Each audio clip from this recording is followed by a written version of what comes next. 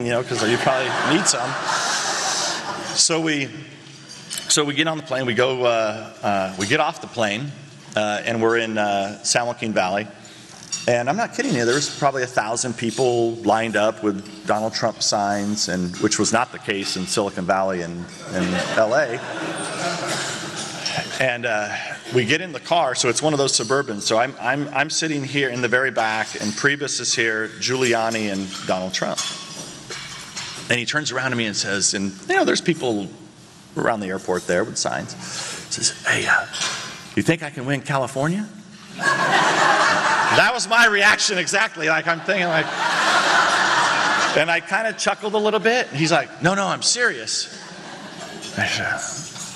I'm like, "Oh shit, he is serious." Like he really thinks he can win. And I said, "Well, no, sir. You're not going to be able to win." And well, yeah, but look at all these people.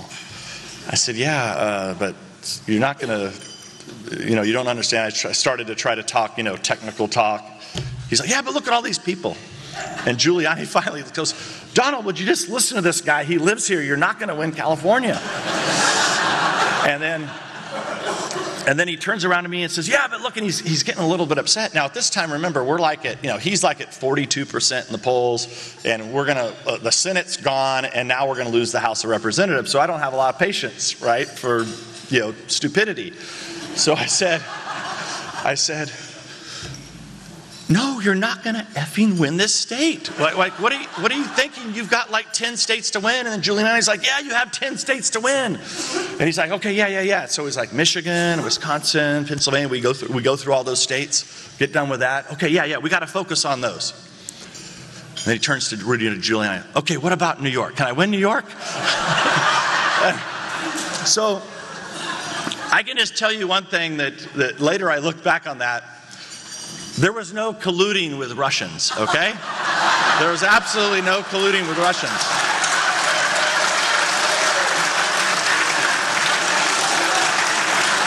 Donald Trump won because he did it on his own, because of his instincts and his willingness to go fight on battlegrounds where we had never fought before. That's why he won.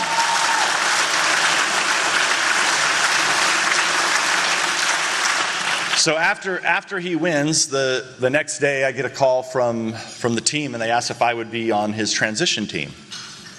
And I will tell you, from that point forward, I was attacked.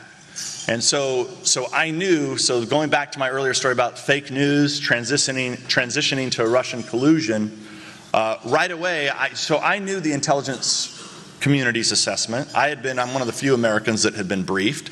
I also know how badly the intelligence was on Russia. And in fact, in spring of 2016, I came out and said that the biggest intelligence failure since 9/11 was our failure to understand Putin's plans and intentions. Now, a few of the conservative publications wrote about it here and there.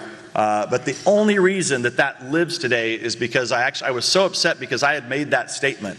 But Clapper, Brennan, all the usual suspects in the White House said, Chairman Intelligence Committee, he doesn't pay attention. He doesn't know what's really going on with Russia. We've got, everything we have in Russia's, great. There's no intelligence failure there. So, nobody would actually pick the story up. So I actually went on CNN in April of 2016 and said it was the biggest intelligence failure since 9/11. Now, why is that important?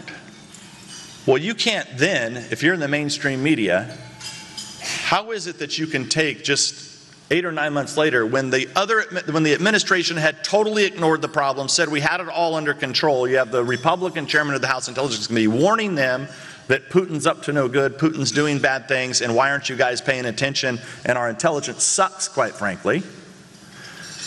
And now all of a sudden, from November, when they said, well, we know that the Russians are involved in our elections and they're playing games. Yes, like they always do. Imagine that. I mean,